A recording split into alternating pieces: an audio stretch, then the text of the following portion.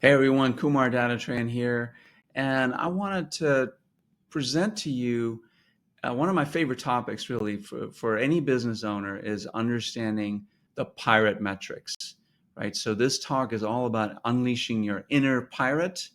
That's always a fun topic. Who doesn't want to be a pirate, right?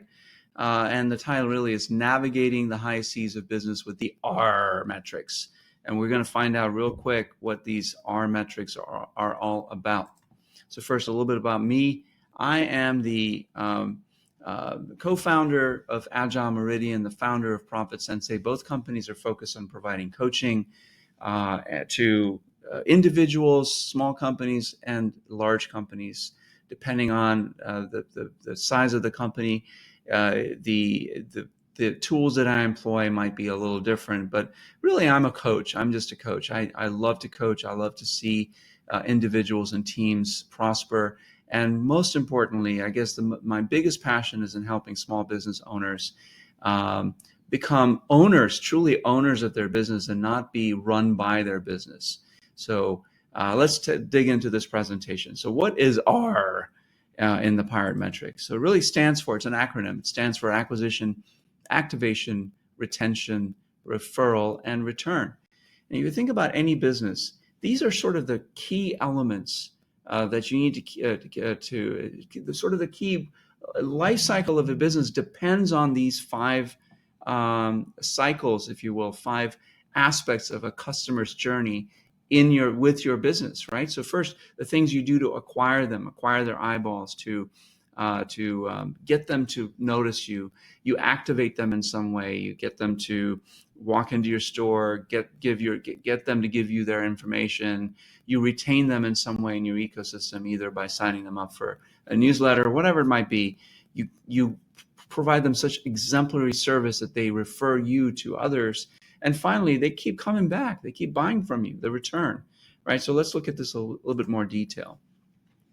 So the acquisition is really, this is where marketing comes into play, right? How do you get the attention of your ideal customer?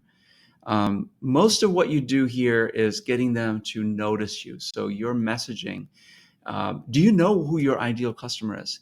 If you're too general, if you're not specific enough, and you try to appeal to too many different customer segments, you are going to struggle in this area to acquire the right people that are willing to buy your products right now.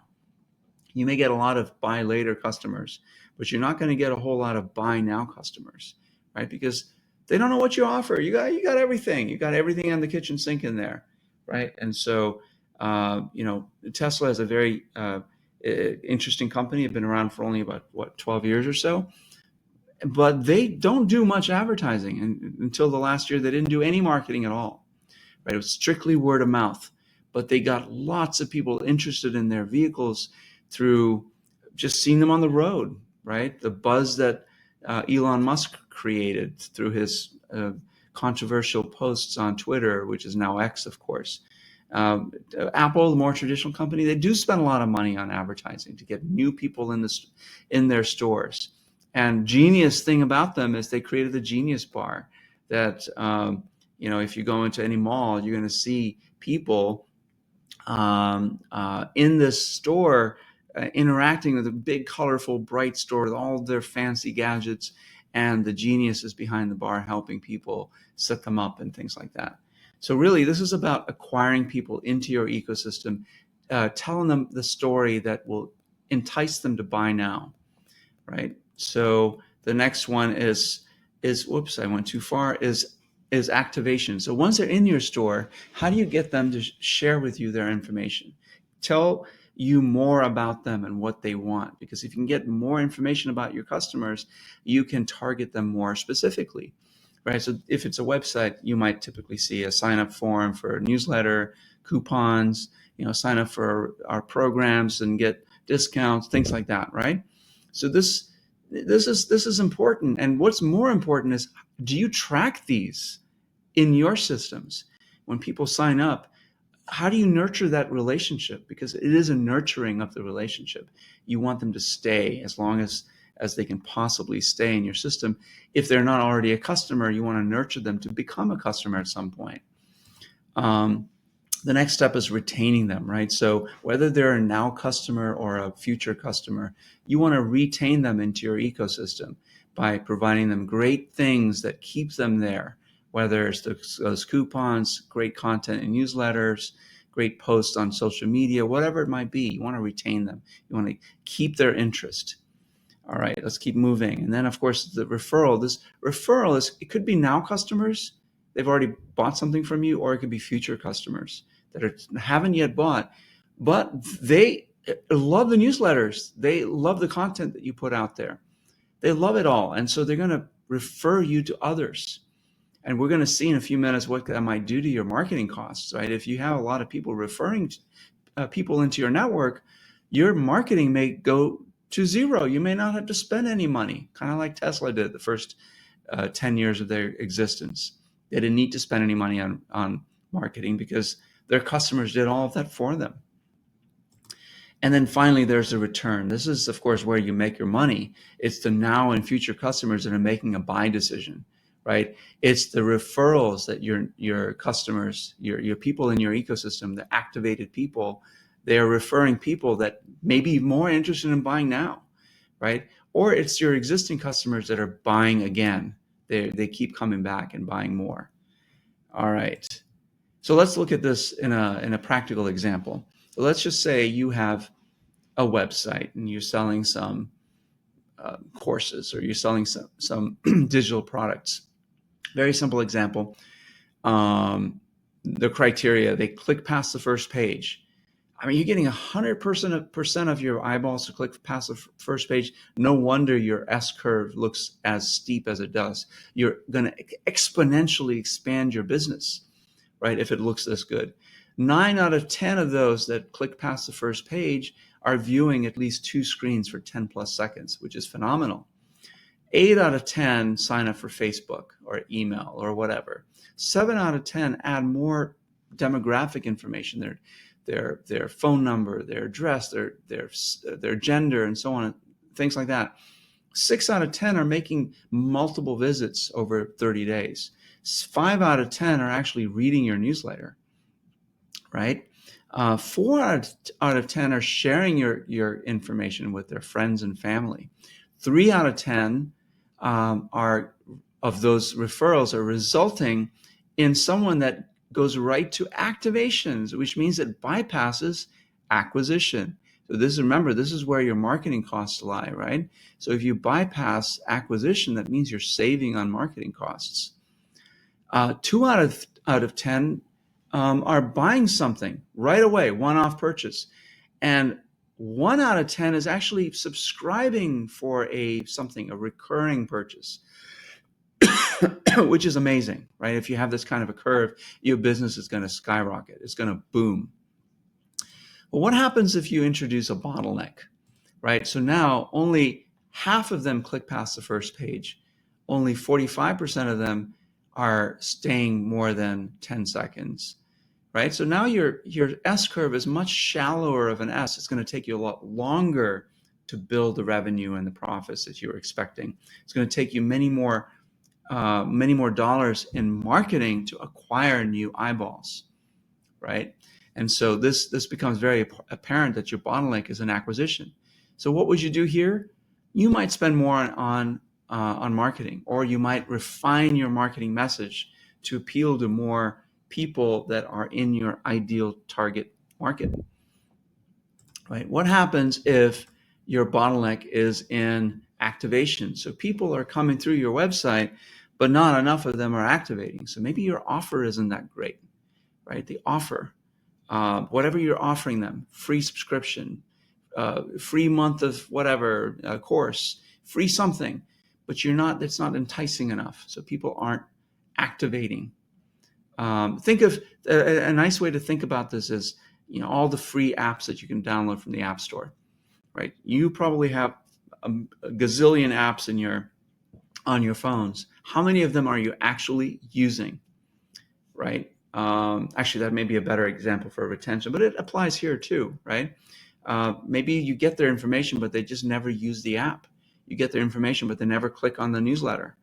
And so this is where you can improve that. This is where your bottleneck is, and it's not wise to spend more money on marketing because it's not going to go anywhere. It's still only half of them, or less than half of them, are going to sign up, and so it's improving this part of your system, of your business flow, right? So what happens if your bottleneck is in retention? Here, this is where the app example is more relevant. They download your app, they sign up for your newsletter, but they never visit your site. They don't use your app. They don't even open your email subscription, right? And so here, retention is poor. They're not going to make a buying decision anytime soon, maybe never. And certainly they won't be referring you because they haven't themselves gotten any value from the service you provide. So maybe it's spending more time understanding why you're not able to retain people and what you can do to fix this, lift this constraint, lift this bottleneck. Say it's in referrals. You're doing a bang-up job in acquisition, activation, and retention. You're retaining them, but these people aren't referring you necessarily. So maybe it's your product. Maybe whatever service or product that you're offering isn't. It's a meh. It's like, yeah, it's good for me, but I'm not going to refer this to anyone else because I don't think anyone else can take advantage of this. This is really a me thing. I'm not going to stick my neck out for these people, right? And so maybe it's improving your product so that people sing your praises from the rooftop and they refer the heck out of your product. So you have so many new customers that is not explained by your acquisition costs. Okay, which would be a good problem to have. And finally, maybe it's in the one-off purchases. You're not getting people to actually make that buy decision. Again, going back to the offer, the one-off offer. Say it's a course, or it's a product, or it's a physical thing, whatever it is, right? They're not making that purchase. And so what can you do to make that offering better, right?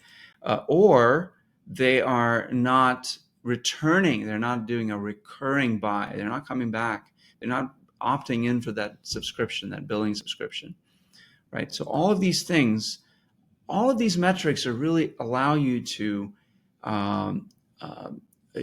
need to prioritize where your constraints are. It's not enough to say, oh, our sales are down. We're spending all this money in marketing. Let's just cut our marketing costs because we're not getting anything out of it.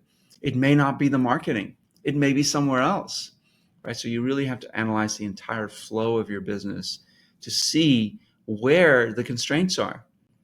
So it's not, the first thing that most people do is cut operating expenses, but that may not be the place to start.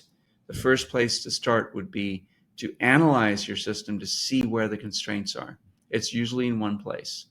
And then when you do find it, it's to make that more efficient, right? Once you do that and you start lifting bottlenecks, you're gonna be able to lift efficiency across your entire business operation.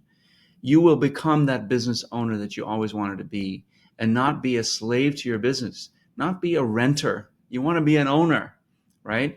You want to be able to create products that people love, services that people love. So you can capture a new market. You can open maybe new niches, new target customers to market to. All right, so some questions for you all to think about. And this is something that I do in an actual breakout session, but just take a screenshot of this or watch this video again. How can you apply these metrics to your business? Where do you think your bottleneck is, and why? Leave your comments below if you have questions. And this last one, of course, would require your comments. Share an example that you've used in your business to lift a constraint, lift in one of these 5 metrics. So a little bit about me. As I mentioned, I'm a co-founder of Agile Meridian and the Disruptor Method, and this is really focused on large companies. The AARRR metrics works for any size business to analyze at a macro level how your business is operating, whether you're operating a large company, 50 million or more in revenue, or a small company, 1 to 10 million in revenue, even smaller, right? my focus right now is on Profit Sensei, because again, have a passion to help small business owners build their businesses to be more resilient, more sustainable. And I offer all of these things. And I use a proprietary software tool that helps me and you as a business owner figure out where your bottlenecks are in the continuum, the whole business life cycle, the business continuum. So reach out to me. I am just a phone call away, or a website click away, and book a slot with me, and let's analyze your business. Thank you for watching.